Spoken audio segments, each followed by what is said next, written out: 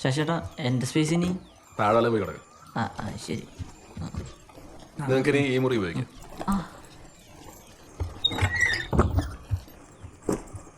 പിന്നെ വീട് വിട്ട് അധികം പുറത്തിറങ്ങണ്ട. പിന്നെ ജനലും വാതിലൊന്നും തുറക്കാനും നിൽക്കണ്ട. ഇവിടുത്തെ അവസ്ഥയൊക്കെ മനസ്സിലായി കാണുമല്ലോ. എന്താവശ്യമുണ്ടെങ്കിലും എന്നോട് പറഞ്ഞാൽ മതി. നമ്മളെ കാരണം നിങ്ങൾക്ക് യാതൊരു ബുദ്ധിമുട്ടും ഉണ്ടാവില്ല.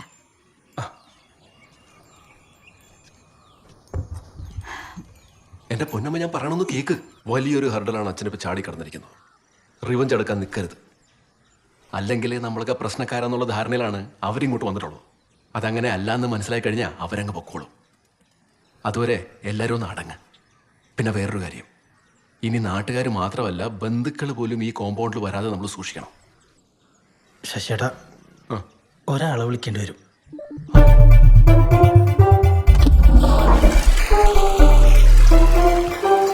ഇതിങ്ങനെ കേലാണ് വെള്ളം വരാം.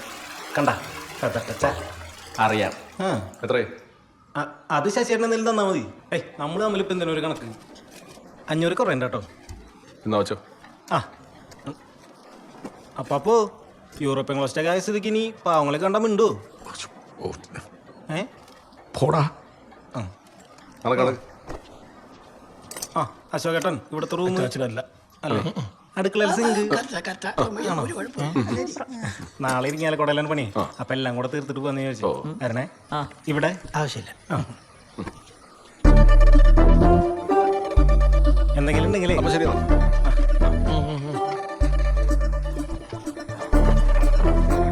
അപ്പൊ ശരി എന്നാ. Bye by.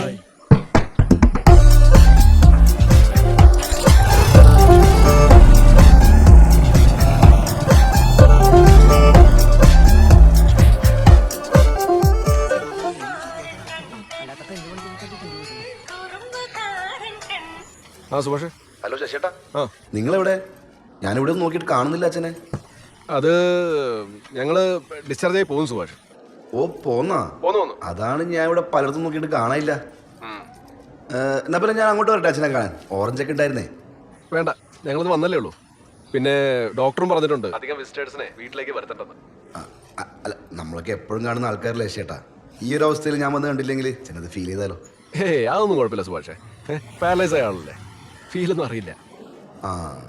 അല്ല, പിന്നെ നമ്മുടെ ആ ചെറിയ മാരിമ്പൂരുള്ള അവരൊക്കെ പോയാ? അവര് പോയല്ലോ, ഡിസ്ചാർജ് ആയ ഉടനെ പോയി. ആണല്ലേ? എന്നാ പിന്നെ ശരി, എന്തെങ്കിലും ആവശ്യമുണ്ടെങ്കിൽ വിളിക്കുക ചേട്ടാ. തീർച്ചയായും.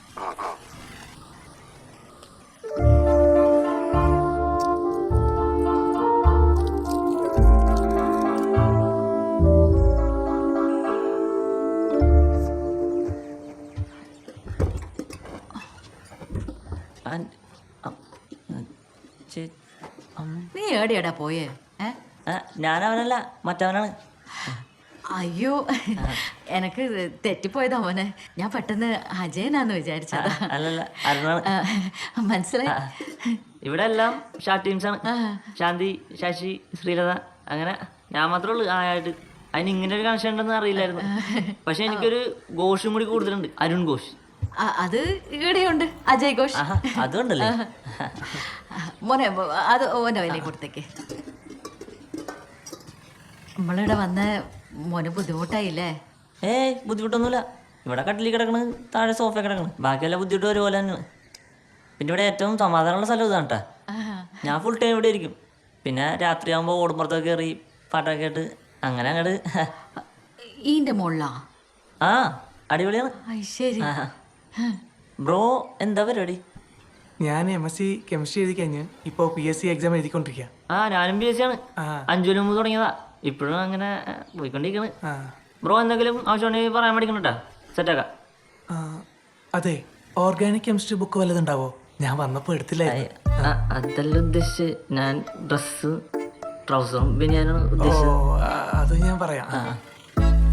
പിന്നെ എന്തെങ്കിലും വേണമെങ്കിൽ പറഞ്ഞാൽ മതി ചേട്ടാ, ഞാൻ സെറ്റ് ചെയ്തോളാം. എന്നാ നടക്കട്ടെ, ഫുഡ് കഴിച്ചോ. ശരി. 25 ലക്ഷം? എയ്ഡല്ലേ, ഡെപ്പോസിറ്റ് ആയിട്ടാ. അത് മനസ്സിലായി. അപ്പൊ ഈ NSS വഴിയുള്ള പുഷ് ചെയ്താൽ ജോലി ഉറപ്പിക്കാന്നേ ഉള്ളൂ. ഡെപ്പോസിറ്റ് ഒഴിവാക്കാനൊന്നും പറ്റില്ല. അതിപ്പോ ഏത് വഴി നോക്കിയാലും ഡെപ്പോസിറ്റ് അവർ പറയണ കാശ് നമ്മൾ കൊടുക്കേണ്ടി വരും. സ്ഥിരം ജോലിയല്ലേ, കാശ് കൊടുത്ത് കയറാൻ ഒരുപാട് പേരുണ്ടാവും. നീ നിന്റെ വഴിക്ക് നോക്ക്, ഞാനും നോക്കാം. ഈ വന്ന ടീം എത്ര കാലം ഉണ്ടാവും? ആ അച്ഛൻ ഓക്കെ ആവുന്നവരെന്നൊക്കെയാ പറഞ്ഞത്. ഈ ഓക്കെ എന്ന് ഉദ്ദേശിച്ചത് എന്താണെന്നുള്ളത് എനിക്ക് മനസ്സിലായില്ല. വേറൊന്നുമില്ല, നിന്റെ വണ്ടയിലും അത് തന്നെ ഓടുന്നെന്ന് എനിക്കറിയാം. എന്ത് പാർട്ടീഷൻ. ആ അങ്ങനെ ഒരു സിറ്റുവേഷൻ വന്നാൽ ഒരു വിഹിതം അവർക്ക് കൊടുക്കണം. അഭിഹിതത്തിനും വീതം ഒരു മാതലില്ല. ഈ കാണുന്നതൊക്കെ ഇങ്ങനെ ആക്കിയെടുത്തത് ഞാനാ. ഒരു ബന്ധമില്ലാണ്ട് ഇതിന്റെ ഇടയിൽ കയറി വന്നിട്ട് അവർക്ക് എന്റെ വീതം കൊടുക്കണമെന്നൊക്കെ പറഞ്ഞ ബന്ധമുണ്ട് ശശിയേട്ടാ, അതല്ലേ പ്രശ്നം. ശ്രീകണ്ഠപുരത്ത് അച്ഛൻ എന്തെങ്കിലും ഉണ്ടാക്കിയിട്ടുണ്ടെങ്കിൽ അവർ കൊണ്ടുപോട്ടെ, ഇവിടെ നോക്കണ്ട. അങ്ങനെ പറഞ്ഞിട്ട് എന്താ കാര്യം? ഈ കാണുന്ന വസ്തുക്കളൊക്കെ അച്ഛൻ്റെ പേര് തന്നെയാണോ? ഉണയിച്ച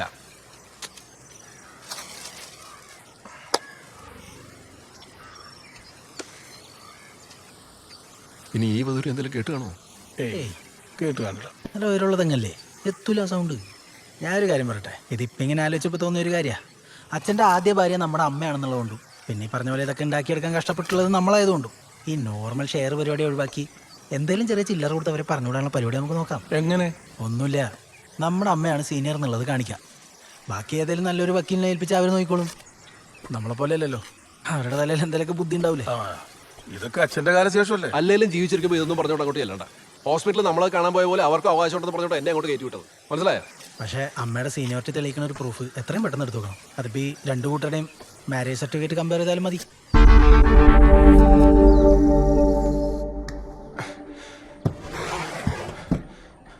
അച്ഛൻ്റെ ട്രങ്കോട്ടി എവിടെയാ? അത് അവിടെയാ. ഓ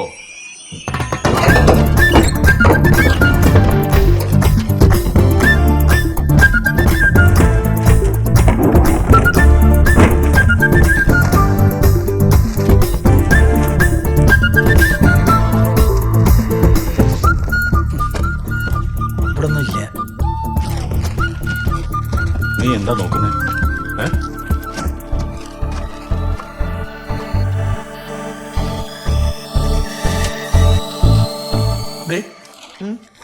നീ 10ാം ക്ലാസ് പാസ്സാണെന്ന് പറഞ്ഞിട്ട് നിങ്ങൾ ആവശ്യമുള്ളത് നോക്കും മനുഷ്യ.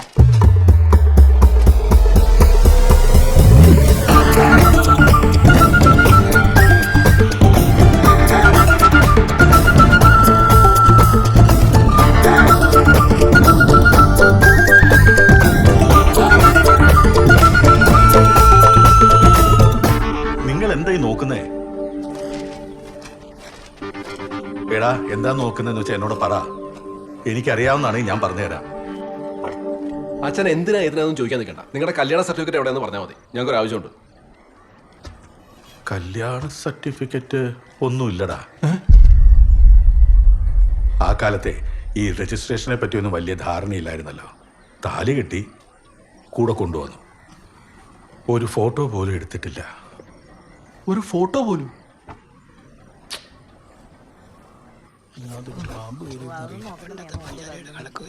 അമ്മയ്ക്ക് ഉറപ്പുണ്ടോ സർട്ടിഫിക്കറ്റ് ഇവിടെ ഉണ്ടെന്ന്? അതിവിടെ എവിടെയെങ്കിലും കാണുവാടാ.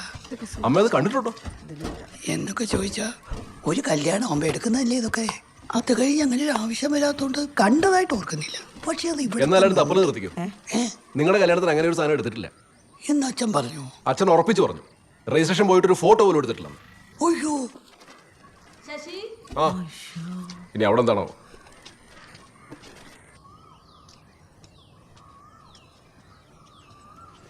മോൻ ചോദിച്ച നമ്മളെ കല്യാണ സർട്ടിഫിക്കറ്റ്.